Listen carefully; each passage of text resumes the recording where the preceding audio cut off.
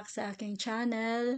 Ngayon mga amiga, siguro nagtataka kayo kasi hindi ako nagsasalita dyan, kaya sinubukan kong mag-voice over para meron naman akong salita. Kasi biruin nyo, buong video na to, hindi talaga ako nagsalita. Siguro nanibago kasi mga amiga, alam nyo, dyan kasi ako sa aking accommodation na tinatawag nilang B&B. Meron siyang free na breakfast. So ngayon, dahil first day ko sa accommodation na yan, masyadong tahimik yung bahay, mga amiga. Kaya nakalimutan kong magsalita. Ayoko kasi makaistorbo ba? Tsaka baka bawal. Kaya ang ginawa ko, nag-video na lang talaga ako. So ngayon, ayan ang breakfast na sinerve nila sa akin. Ayan, merong ham, may cheese, tapos ayan, yogurt na may berries, raspberry ata yan. Tapos, um, ayan yung aking panglagyan ng juice. Ayan yung aking juice. Oh, so may, ayan. Ayan. Ayan, yung aking juice. Tapos, mayroon akong ano yan, watermelon. Tapos, meron akong chocolate at saka fruits.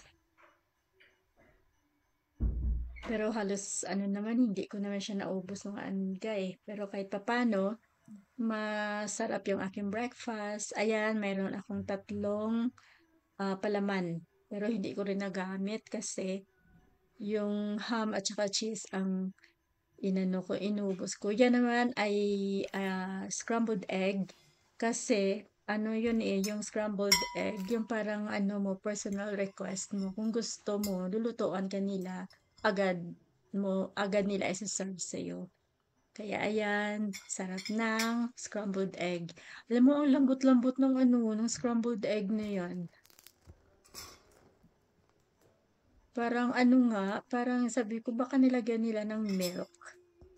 Ayan yung croissant. Yung kinuha ko croissant kasi mukhang ano siya, mukhang masarap. Pero makunat naman, hindi ko siya maayan. Pinakamay na lang. Kasi hindi siya madaan sa kutsilyo. Ayan, makunat-kunat din pala. Tapos nilagyan ko ng butter.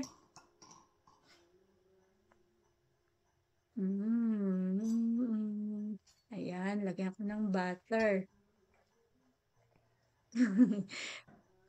Ano kasi yan mga amiga, yung B&B accommodation na yan, may ano siya, may 3 kwarto sa itaas. Pero, ang tahimik, halos, may mga tao din, pero, ang tahimik, halos walang nagsasalita.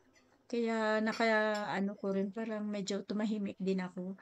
Kaya, ayan, buong breakfast ko na yan, hindi talaga ako nagsalita. Nag-video lang talaga ako mga amiga. Ay, ayan. Oh, yung, yung itlog. Mm.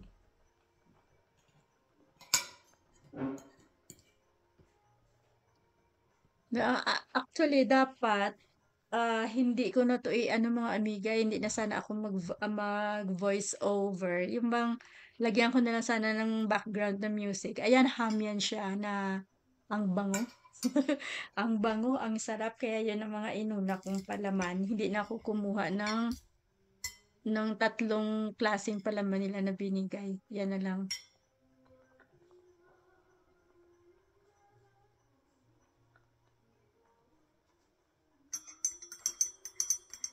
Bali yung ano, yung mga ano nila, yung kanila mga kliyente, kanya-kanyang baba lang dyan na para mag-breakfast. Bali, mahaba yan eh, yung breakfast table na yan, mahaba. Hindi ko lang nakuha na ng video. Mahabang table. At saka ano dyan, maganda kasi tinatanong ka kung anong oras ka gusto mag-breakfast para ma-prepare nila.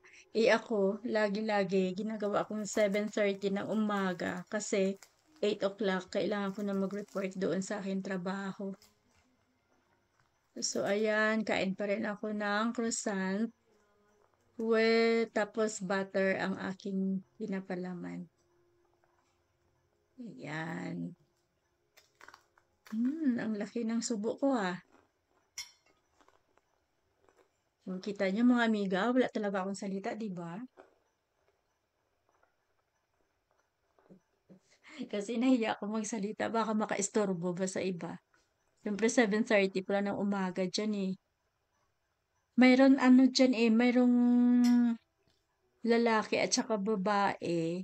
Sabi, asawa pala niya, mag-asawa, na yun ang namamahala dyan. Iisang bahay siya. Hindi ko alam kung sila may-ari o sila talaga yung parang sila lang yung namamahala. Hindi ko naman tinanong na. Basta mag-asawa sila. Tapos yung ano nila sa ibaba, yun dyan ang kwarto nila. Tapos yun yung dining room. Tapos may isang room din sa baba nakita ko. Siguro sa kanila yun. Kasi sa itaas, merong 3 room eh. Yung isa in-occupy ko. Tapos yung dalawa, hindi ko alam kung may nag-occupy din doon. Pero basta ang 3 na yun na kwarto sa itaas, ano siya, yun ang pinapaupahan nila. Ang tawag nila ay B&B, Bed and Breakfast.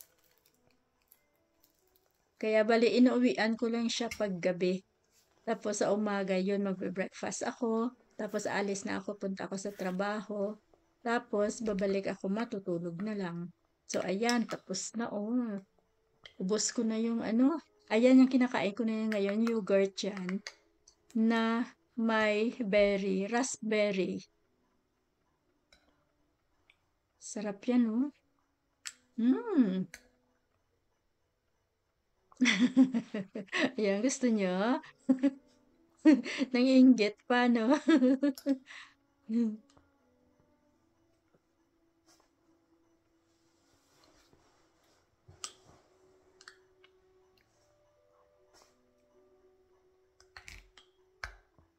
Malamig na kasi dyan mga amiga, kaya tingnan nyo naka long sleeve na ako. Tsaka na, ano yan eh, Belgium mga amiga pala. Nakalimutan ko sabihin sa inyo, nasa Belgium ako niyan.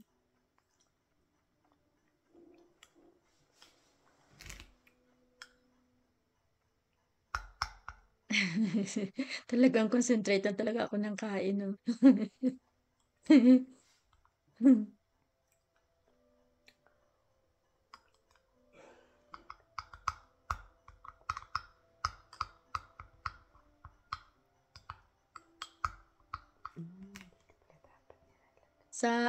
Sa video ko before nitong video na to, pinakita ko doon mga amiga yung ano eh, yung room, yung ino-occupy ko na room. Doon nyo na lang tingnan mga amiga kung ano, gaano kalaki yung room, kung anong meron sa room. Parang hotel din naman siya mga amiga eh. Kaya lang hindi ko alam bakit tinawag na B&B. B&B, Bed and Breakfast. Siguro dahil ano, bed, matutulog ka, tapos sa umaga mag-breakfast ka. Bed and breakfast. Tama ba yun?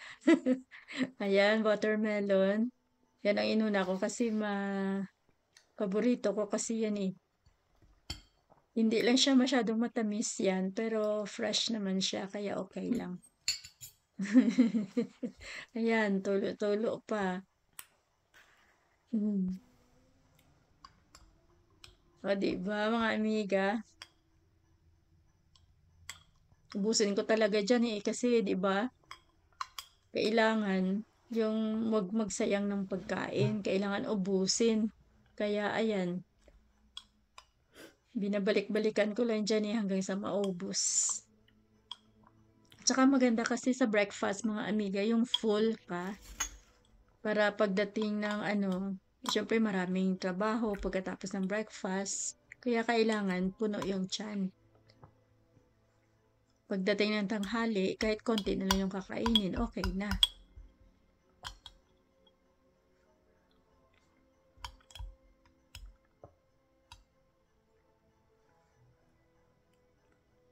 Di ko talaga bibitawan yan mga amiga. Kailangan ubusin talaga yan. Sarap din kasi pala yung ano, yung yogurt na natural, yung wala siyang flavor. Tapos, yung fruits na ano, raspberry, 4 na piraso yata nilagay nila. Tapos, hinalo ko lang. Yun ang labas niya. Nagka-flavor na siya. Oh, diba? Mm. Thank you.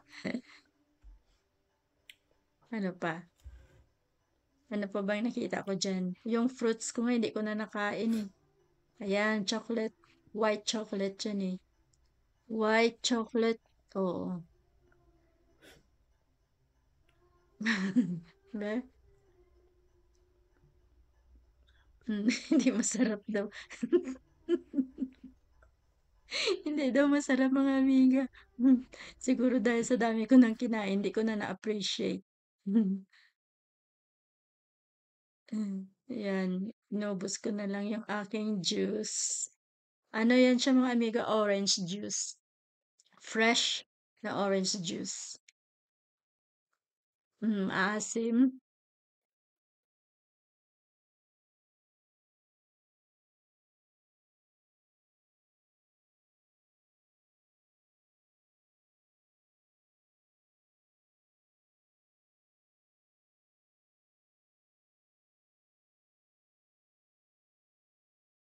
Yan, thank you mga amiga. Thank you sa breakfast na masarap.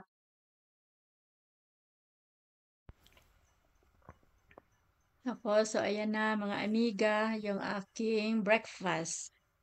Halos naubos ko siya, pero hindi naman lahat. Yan, sa cheese, isa lang kinain ko, tapos sa bread, isa din. Pero so far, okay naman yung aking kain. Thank you mga amiga.